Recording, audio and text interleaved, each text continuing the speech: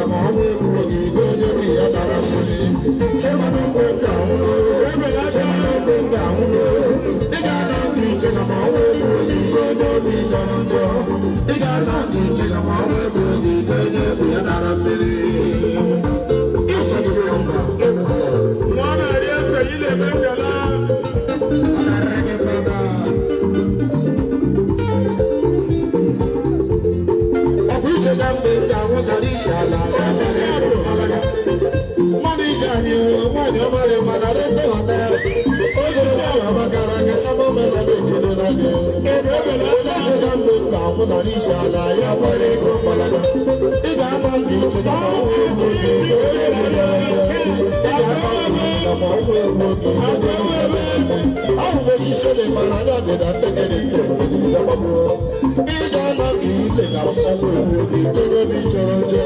ị ga-anọ mgbe ichega mmanwụ egwu oge ikonye obi ya dara mmiri chi mkpakaraba nke ebe ise ọbụla ebughị ga-ekwu onwe ya n'elu ụwa anyị n'ọdịbe ya ha ga-anọ mgbe ichega mmanwụ egwu mmadụ obi chọrọ njọ ọkụ ichega mgbe nta nwụ ọkụ ichega mgbe ị ga-akọ akụkọ ọjọọ ị ga-anọ mgbe ichega mmanwụ egwu oge ikonye obi chọrọ njọ ị ga-anọ mgbe ichega mmanwụ egwu oge ikonye obi ya dara mmiri chebara mgbe nta nwụ chebara mgbe nta ebe n'aja ị ga-anọ mgbe ichega mmanwụ egwu oge ikonye obi chọrọ njọ ị ga-anọ mgbe ichega mmanwụ egwu oge ikonye obi dara mmiri ebe n'aja ebe n'aja ebe n'aja shabana n'aja kwere nwanne gwa ma mejeje ma mụbụrụ abụrụ bezeze shabana n'aja bagota ọkụichega mgbe mkpa ụdọ ịcha na agbara ego mkpalada lebijara ọka ichega ma ọnwụ egwu oge ikonye obi ya jọrọ ị ga-anọ ọka ichega ma ọnwụ egwu oge ikonye obi ya dara mmiri achịmọdụda anyị akụ n'oge na-eto ọbụrụ emume ga-egbu onwe ya n'elu ụwa anyị nọ n'ime ya ị ga-anọ ọka ichega ma ọnwụ egwu oge ikonye obi dara mmiri supervisor this is my supervisor ọkụichega mgbe m ga-anwụ ọkụichega mgbe ị ga na akụkọ eche ị ga na ọkụichega ma ọnwụ egwu oge ikonye obi jọrọ njọ ị ga-aga nke ichega ma ara chama gị ikonye obi ya dara mmiri ọ bụ osisi elefara na ọdịda ndegịrị nke efegiri ọbụ ị ga-aga nke ichega ma ara chama gị ikonye obi jọrọ njọ ị ga-aga nke ichega ma ọnwụ egwu oge ikonye obi ya dara mmiri chebere mgbe ka nwụrụ chebere mgbe ka nwụrụ ị ga-aga nke ichega ma ọnwụ egwu oge ikonye obi jọrọ njọ ị ga-aga nke ichega ma ọnwụ egwu oge ikonye obi dara mmiri chebere mgbe ka nwụrụ chebere mgbe ka nwụrụ ị ga-aga nke ichega ma ọnwụ egwu oge ikonye obi jọrọ njọ ị ga-aga nke ichega ma ọnwụ egwu oge ikonye obi dara mmiri my journalist Agbalashi Shama Melody Amako. The number one journalist in Woko Makarada.